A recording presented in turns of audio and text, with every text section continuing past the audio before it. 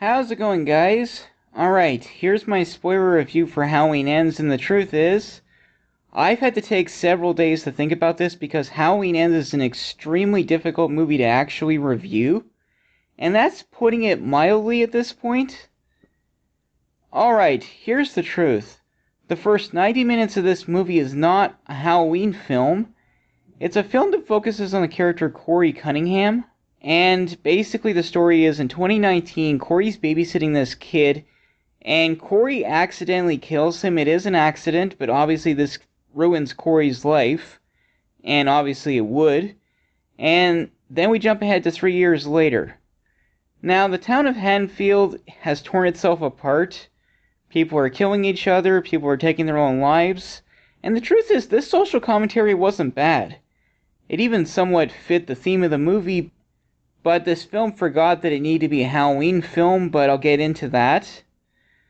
Alright, Corey is being bullied by the townspeople, and Laurie befriends him, and then Laurie introduces him to Allison, and those two develop probably the fastest relationship I have ever seen, to the point where later in the film they're talking about running away with each other, and that's a whole other thing. Anyway, at one point in the movie, Corey is attacked by some punks, and he's thrown over a bridge, and while he's unconscious, Michael drags him into the sewer, and when Corey tries to leave, Michael starts choking him, but Michael looks into Corey's eyes, and they share like a psychic link. Gee, I wonder where they got that from. And Michael lets Corey go, and then when Corey tries to escape, he gets attacked by a bum, and he's forced to kill him. I would say partially self-defense, partially not. That's debatable, but anyway, honestly, once Michael actually does show up, this movie goes downhill fast, because the main plot with Corey was actually very interesting, until Michael shows up, which is so mind-boggling because I'm a Halloween fan, and of course, Michael's a big part of Halloween.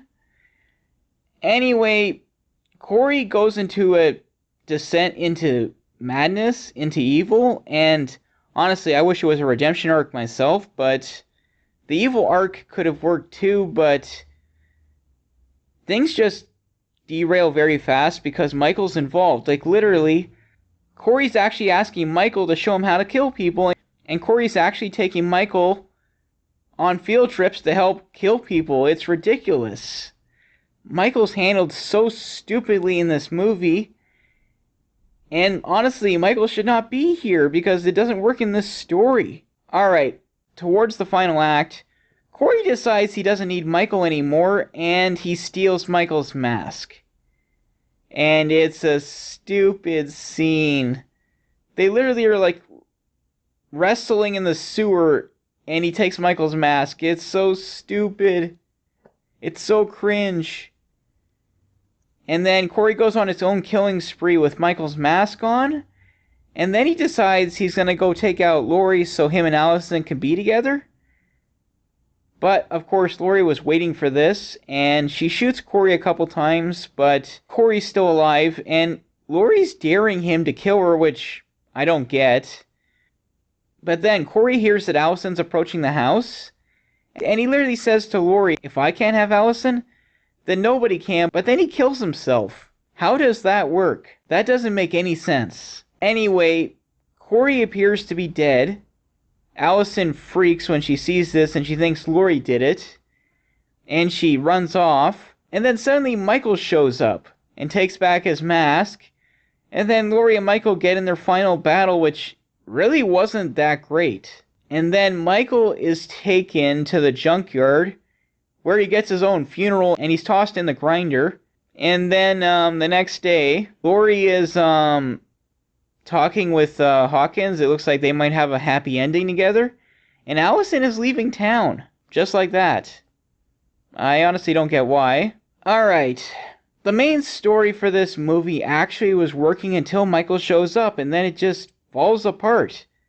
It's like the filmmakers forgot they had to do the third film first before they could do this fourth film. But they knew they were not going to be allowed to do the fourth film, so they only did the fourth film and then remembered, they still had to do the third film, and then they throw the third film's ending onto the fourth film, and the main plot of this movie for 90 minutes becomes pointless because Corey doesn't become pure evil, and he doesn't get any type of redemption arc. He just tries to kill himself, and then Michael breaks his neck. That makes this entire character's arc pointless, and the actual Halloween plot is underwhelming at best. This movie does not look like a Halloween film. You get little hints at Halloween here and there, but that's it. This movie doesn't have suspense, any tension. It's not scary. This movie didn't know what it was. Like, honestly, this plot with Corey Cunningham could have worked maybe a film 5 years from now after Michael was defeated, but not now. This is not the third film. This is the fourth film with the third film's ending. It's two movies mushed together and it doesn't work. This movie is so mind-boggling that it was even approved. And again, I can understand why some do like this film. I was liking it too, until fricking Michael shows up. And then it ruins the fricking movie. Like, believe me guys, I'm shocked. This movie is just, frankly, a mess.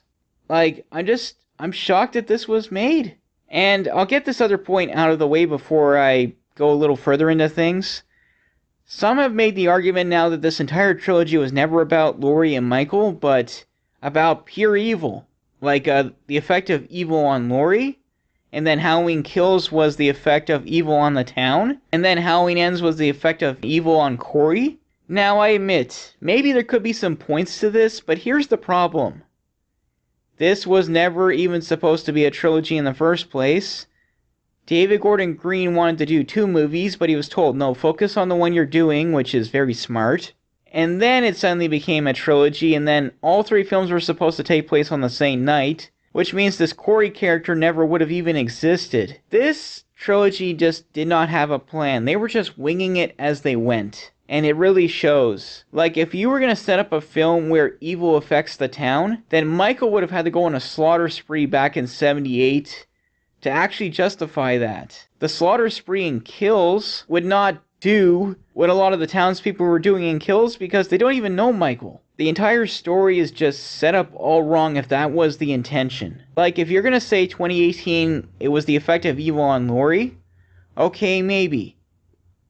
But Kills, Michael would have had to kill, like, I don't know, the parents of like 20 kids, like back in 78, and those kids are messed up, and then when they find out Michael's returned to Haddonfield and Kills, they go nuts? Maybe. Maybe then you could have that story, but that's not what they did. They don't justify that. The entire, like, hospital subplot in Kills was stupid. And then it ends. Again, this Corey character was never part of the plan.